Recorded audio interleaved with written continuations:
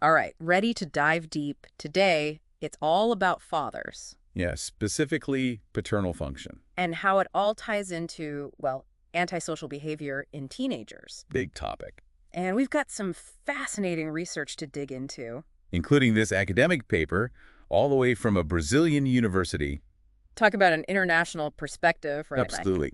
And what's really interesting here, we're not just talking about dads being, physically present. Right, right. It goes way beyond that. It's the quality of their engagement, I think. Yeah, exactly. It's about the specific type of support that they're providing. Which, to really grasp, gotta look at how society's even viewed adolescence, like over time. Interesting.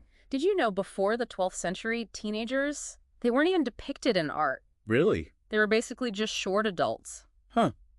Makes sense, I guess, for the time. So it wasn't until, like, the 18th century that adolescence as its own thing started to emerge. I can see that. Separate stage of life. And a lot of that was because young people were using, like, their own slang. Right, setting themselves apart. Then the 20th century rolls around, and thanks to figures like, the composer Siegfried Wagner, Oh, interesting example. prime example of teenage individuality. Yeah. Research on adolescence, it really takes off then. Okay, so we're setting the stage historically. But now, think about puberty, right? Your body's basically hitting fast forward. All those changes. Hormones are surging, you're growing like crazy. Makes sense emotions be all over the place. Exactly. But here's the catch. Society still expects you to act like a child, while your body's like, nope, I'm an adult. That push and pull, huh? It's a constant push and pull. And that creates this real dilemma, right? Physically mature, Yeah. even capable of sexual activity. But still expected to be, dependent. The dependent, immature kid. That internal struggle for independence, though, that's something anyone who's been a teenager can relate to. Oh, for sure. Speaking of teenage years, gotta talk about families. Of course, the foundation. Important to remember, family structures. They've changed throughout history, obviously. Oh, it's evolving. But one thing's constant. Family plays a huge role in shaping who we become. How we learn to interact with the world. A healthy family dynamic, it provides that foundation. Offers support, guidance, a safe space. To figure out those relationships outside the family. Yeah, that's key. And that brings us to the father's role. Right, the big question. It's about so much more than just being there physically. Active paternal function is what we're after. Think of the father as like a bridge. Okay, I like that. He helps the child cross from that intense bond with the mother. Right, almost symbiotic, that early connection. And to the wider world. The father introduces the concept of reality beyond that. And when that bridge is missing, or it's faulty, the impact can be significant. Significant in what way? Get this, one study found that 11 out of 12 kids who exhibited violent behavior Wow, that many. lacked a father figure. That's a pretty alarming statistic. It is. And the research outlines 4 categories of what they call failures in paternal function. Okay, let's break those down. First up, we've got the authoritarian father. The iron fist ruler. Yeah, creating that fear and insecurity. Stifles emotional growth. Then there's the perfect father. The one who sets those impossibly high standards. It's like he's daring his kids to rebel. Just to break free. Next, the father who denies differences. Tries to be best buds. Blurs the lines between parent and friend. Sounds fun on the surface. But makes it harder for a child to develop those healthy social skills. Right, those boundaries are important. And finally, the maternized father. Okay, interesting term. Great at providing financially, but basically replicates the mother's role. Leaves the child without that distinct paternal figure. So we've got these different types of fatherly failures, but how does this connect to antisocial behavior? Good question. What are we even talking about when we say antisocial? Right. Got to define our terms. Imagine a kid throws a rock through a window just to see what happens. Not thinking about consequences. Focused on that immediate thrill. That's a classic example, I think. Antisocial behavior actions for immediate gratification, often ignoring societal rules. Which can lead to breaking the law. Potentially, yeah. But there's a difference between that and delinquency, right? There is, yeah. Antisocial behavior might involve breaking rules. But it doesn't always. Delinquency always involves breaking the law. Okay, good distinction. So, back to the father. How does his absence or these fatherly failures contribute to these issues? Complex question. Imagine feeling abandoned, constantly pushing boundaries, Testing where the lines are. struggling to understand what's right and wrong, That's the reality for a lot of kids without that strong paternal influence. missing that moral compass. That guidance a father can provide. And this is where deprivation comes in. Not just losing something good, It's about feeling robbed. like it was unjustly taken from you. That feeling of being cheated, it can be so powerful. And antisocial behavior can be an attempt to reclaim that lost good. To test the world. See if it can be trusted. So they're acting out not because they're inherently bad. More like trying to fill a void. Make sense of a world that feels unfair. If their cries for help are met with intolerance, though, It can make things worse. push them further down that path. This is heavy stuff. Makes you think about how we, as a society, respond. Are we punishing kids for being bad? Or recognizing it might be a symptom of something deeper. That's what this Brazilian research paper really digs into. They go beyond just absent fathers. Yeah, it's about fathers who, for whatever reason, aren't fulfilling those crucial aspects of the role. The quality of the engagement Not just presence. makes this deep dive so fascinating. We're going beyond the surface, those simplistic notions of what it means to be a good dad. Exploring the There's nuances, complexities. the profound impact fathers can have. Before we jump into the specifics of this Brazilian research, Sure. I want to highlight one detail that really stood out to me. It's this idea of the father acting as a bridge. Between the mother-child bond and the wider world. Exactly. It's like he's helping the child understand there are other perspectives, ways of being. Beyond that initial, incredibly powerful relationship with the mother, Tricky transition, especially during adolescence. when those desires for independence are so strong. Yeah. Okay, so we've set the stage historically, Explore the importance of family dynamics. touched on the potential consequences of fatherly failure. Laid the groundwork.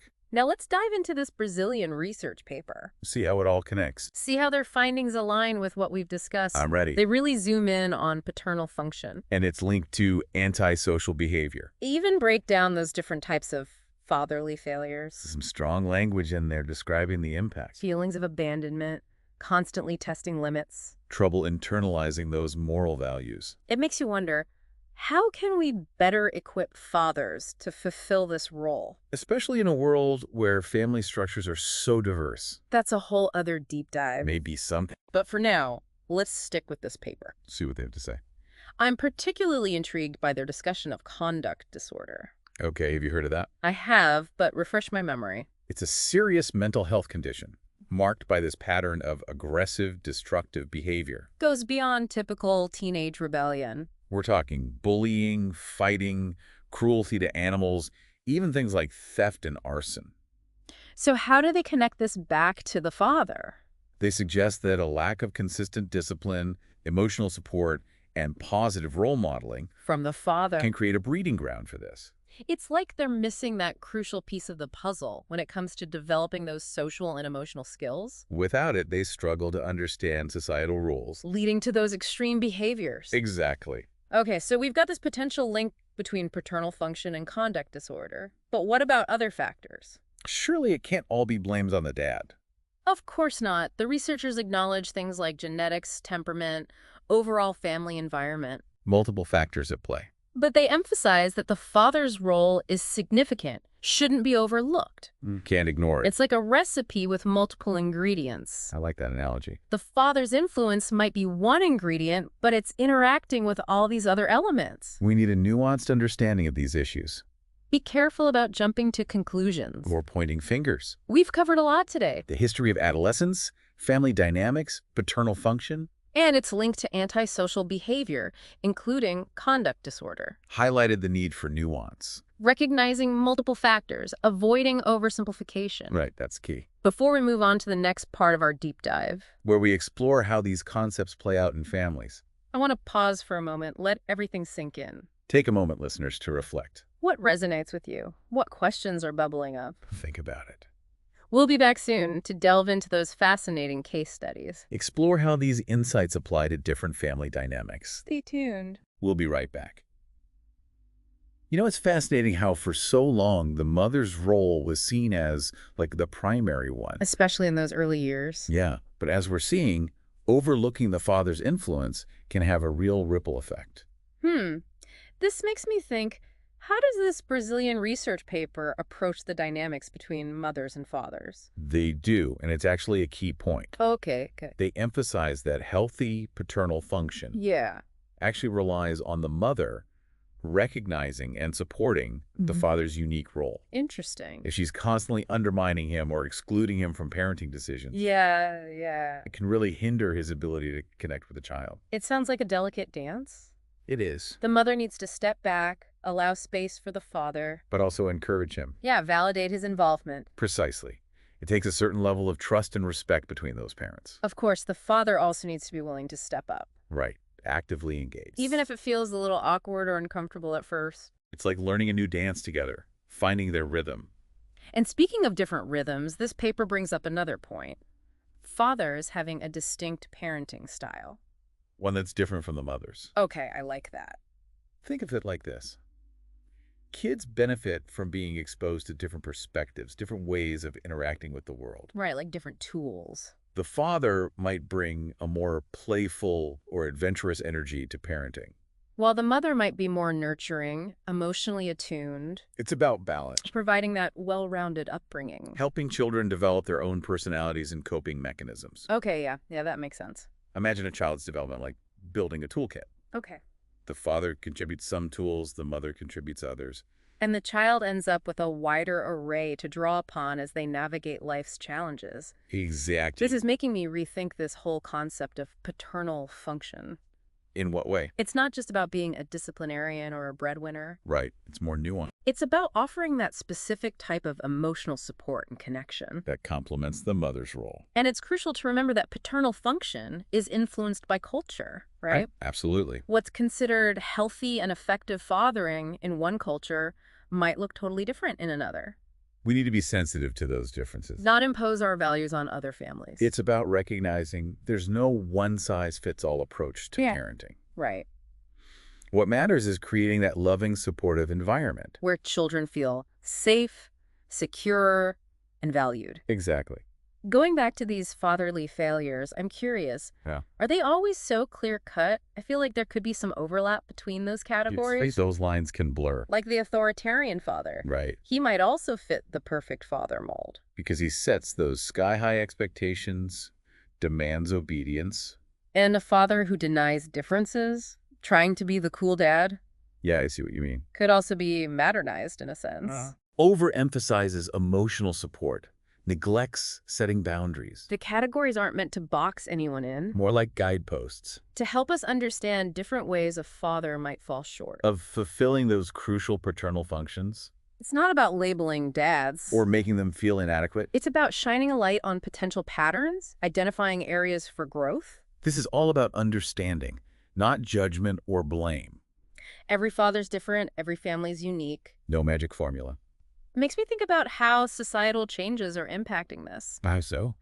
We're living in a world where family structures are constantly evolving, and those traditional roles of mothers and fathers are being redefined. It's complex. No easy answers. How are these shifts influencing the way fathers engage with their children? I think it's safe to say that these societal shifts are creating both challenges and opportunities for fathers. Let's unpack that. Okay, so challenging. What are some of the challenges you're seeing? One big one is fathers feeling unsure of their place in families that don't fit the traditional mold. Like families where both parents work full-time. Or families with same-sex parents. Right. Those structures. Fathers in those situations might struggle to define their unique contributions. It can lead to confusion, insecurity. Like they're navigating uncharted territory? Exactly. Sometimes fathers might feel the need to overcompensate. Which can lead to them being overly involved. Or even intrusive. So what about the other side? The opportunities? I think one of the most exciting opportunities is the chance to redefine fatherhood. In a more positive and inclusive way. Fathers are no longer restricted to being just the breadwinner or the disciplinarian. They can be so much more. They can be nurturing caregivers, emotional supporters. Active participants in all aspects of their children's lives. Exactly. I love that. It's about embracing a more holistic view of fatherhood. Paves the way for deeper, more meaningful relationships. Absolutely. This gives me so much hope. Me too. While there are definitely challenges, these societal changes are pushing us towards a more balanced approach. To parenting in general. And we can't overlook the role mothers are playing in this. So many mothers are actively encouraging their partners to be more involved. Advocating for policies that support shared parenting. It's a team effort. Recognizing both parents have essential contributions to make. It's about creating a society where fathers feel empowered and supported. To be the best dads they can be. Absolutely. Now, bringing this back to the research, I know the Brazilian paper focuses on adolescents, Right. Teenagers? but I'm curious, are these findings about paternal function relevant to younger kids too? Another good question. It's one that researchers are still exploring. But there's a growing body of evidence suggesting that the father's role is critical right from the beginning. Even during infancy. Even then. Wow, I always thought those early years were primarily about the mother-child bond. That bond, I say, is crucial, don't get me wrong. Right. But fathers play a vital role in those early years, too. Okay. Research shows that when fathers are involved in caregiving activities, Like what kinds of activities? like feeding, bathing, playing, Hmm. it can have a positive impact on a baby's development.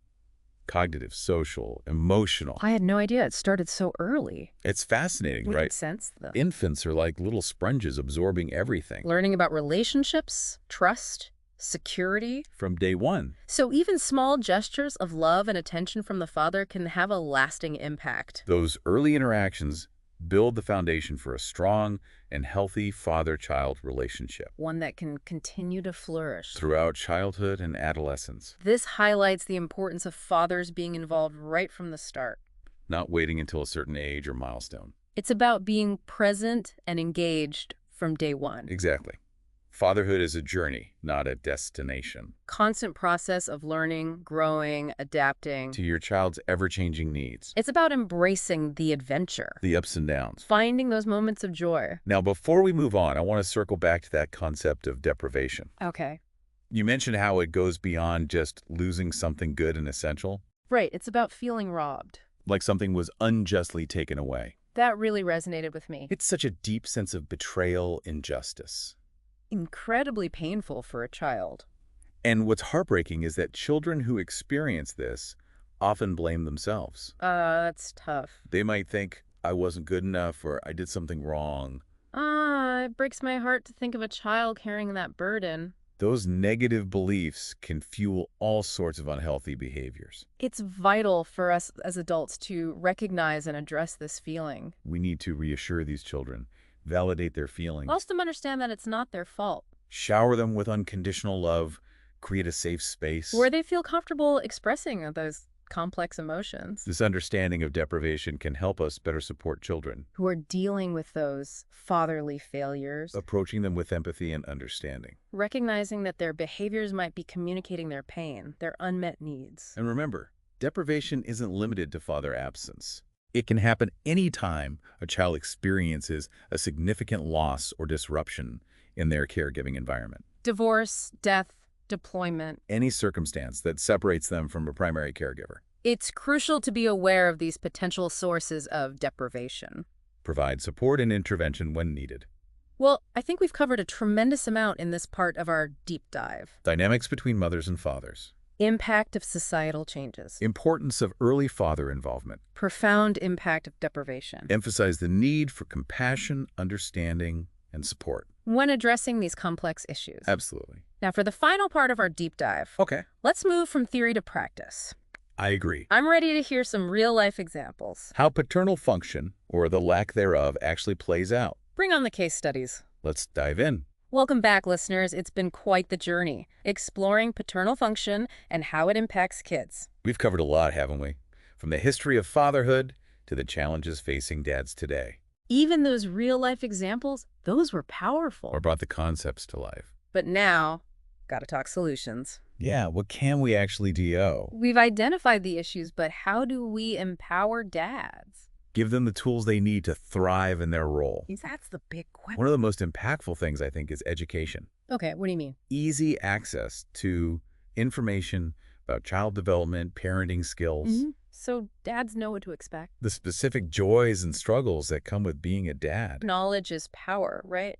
especially for those who might be feeling lost or overwhelmed. Makes sense. There are so many resources out there, books, articles, online courses, support groups, We need to make sure fathers know where to find this stuff. and feel comfortable seeking it out. It's more than just handing them a website link, though, right? Absolutely. It's about fostering a sense of community, Where fathers can connect with each other, share their experiences, learn from one another, Fatherhood can be isolating. especially for new dads or those without a strong support system. Creating spaces where they feel like they belong, that's key.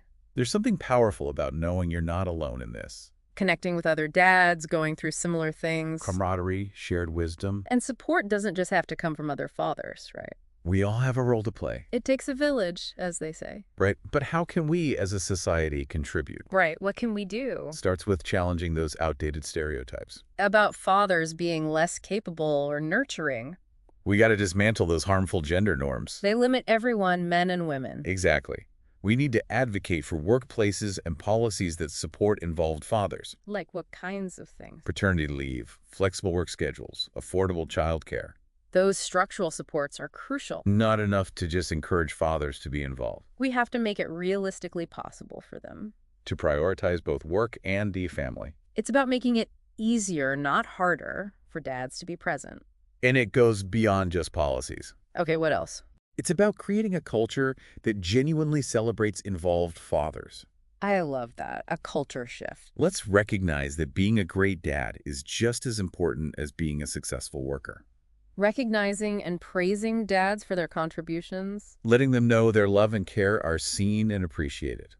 Now, we've talked about supporting dads, but what about the kids? The ones dealing with the consequences of those fatherly failures. Those kids are at the heart of this issue. We can't forget about them. We need to give them the tools and support to heal and thrive. Therapy and counseling are crucial. Okay, how so? They offer a safe space for children to work through their emotions. And to develop coping skills, build healthy relationships. Therapy can be so empowering. Helps them understand they're not alone. Their feelings are valid. And beyond professional help. We can create nurturing and stable environments. In our homes, schools, communities. Establish consistent routines, set clear boundaries. Foster loving and supportive relationships. Be role models for them. Demonstrating healthy communication, conflict resolution, emotional expression. It's about creating a world where all children feel safe, supported, empowered. To reach their full potential. You know, this deep dive has been a powerful reminder Of the impact involved fatherhood can have. It's given us a roadmap for a brighter future. Where fathers are equipped and empowered. So as we wrap up, think about what you've learned. Consider what actions you can take. To support fathers, foster healthy paternal function. Even small gestures can make a difference. It all adds up. Fatherhood is a journey. A constant evolution. Showing up, being present, being the best dad you can be. Every single day. This has been enlightening, inspiring, thought-provoking. Thank you for joining us on this exploration. Remember, keep diving deep into the things that matter. Keep learning, keep growing, keep those conversations going. Until next time, stay curious. Keep seeking those nuggets of wisdom That enrich our lives.